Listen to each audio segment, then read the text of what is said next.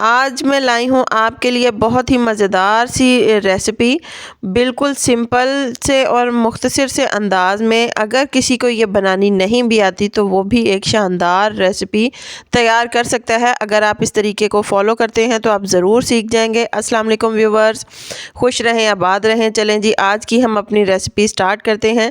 सबसे पहले मैंने कढ़ाई ली है, उसके अंदर मैंने कुछ नहीं ऐड किया, सिर्फ मैं उसके अंदर प्याज ऐड करूँगी चॉप किया हुआ, और इसके साथ मैंने टमाटर ऐड किए हैं और थोड़ा सा मैं इसके अंदर पानी ऐड करूँगी। इसके साथ थोड़ा सा मैं नमक ऐड करूँगी और इसको तकरीबन 5 मिनट के लिए मैं दम पर रख दूँगी। 5 मिनट हो चुके हैं।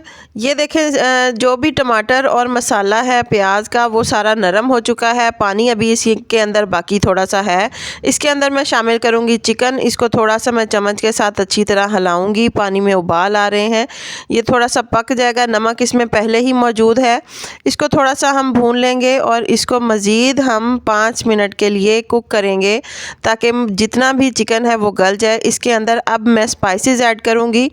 थोड़ी सी मैंने इसमें हल्दी ऐड की है, थोड़ी सी मैं सुर्ख मिर्च ऐड करूँगी, थोड़ा सा मैं इसके अंदर ऐड करूँगी बिरयानी मसाला, तकरीबन 2 चम्मच के करीब ये बिरयानी मसाला है।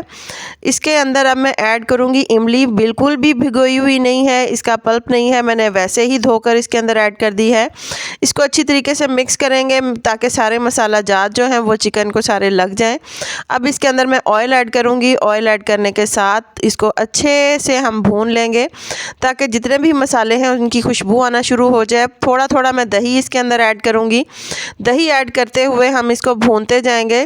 पानी इसमें डालने की बिल्कुल भी ज़रूरत नहीं है क्योंकि चिकन हमारा पहले ही गल चुका है। अब मकसद है हमारा इसको सिर्फ भूनने का ताकि वो अच्छी तरीके से फ्राई हो जाए। मेन इंग्रेडिएंट है इसके अंदर अंडे। बॉयल किए हुए मैंने 4 अंडे लिए हैं, वो इसके अंदर ऐड करूँगी।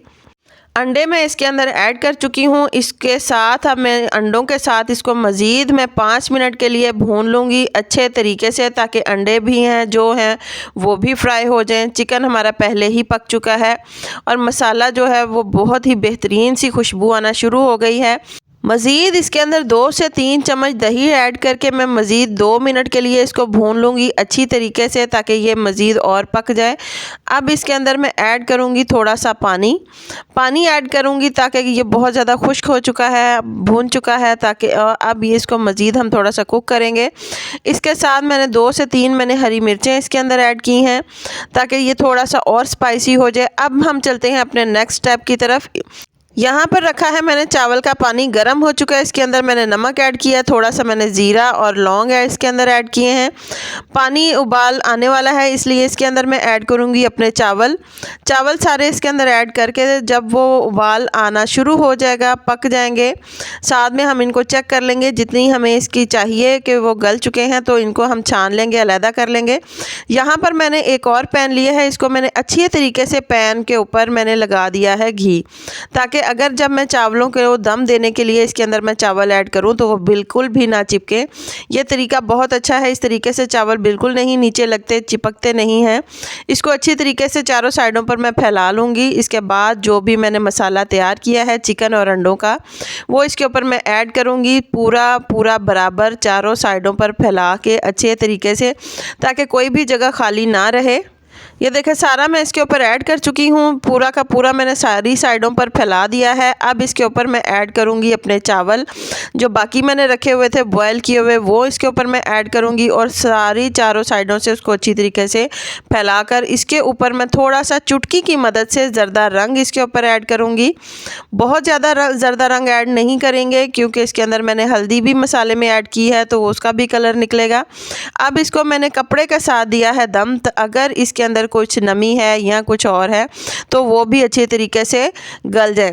इसके ऊपर अब मैंने अनार के दाने ऐड किए हैं। बहुत ही मज़ा आता है बिरयानी के अंदर अनार के दानों का। आप इस तरीके से ट्राई करके देखें, आपको बहुत पसंद आएगी। देखने में भी ये बहुत ज़्यादा खूबसूरत लगती है और खाने में तो और भी ज़्यादा मज़ेदार लगती है ये बिरयानी। आप ये ट्राई करें, आपको ज़रूर पसंद आएगी। बिरयानी तैयार हो चुकी है। अब मैं इसको सारे को मिक्स कर लूँगी अच्छे तरीके से। हम इसको मिक्स करेंगे ताकि कोई भी पार्ट जो है वो चावलों का खाली ना रह जाए। इसको निकालूँगी मैं अपनी प्लेट में। ये देखें, यहाँ पर मैं प्लेट में निकाल चुकी हूँ। बिरयानी बहुत ज़्यादा मज़े की अंडे के साथ और चिकन के साथ बिरयानी तैयार हो चुकी है।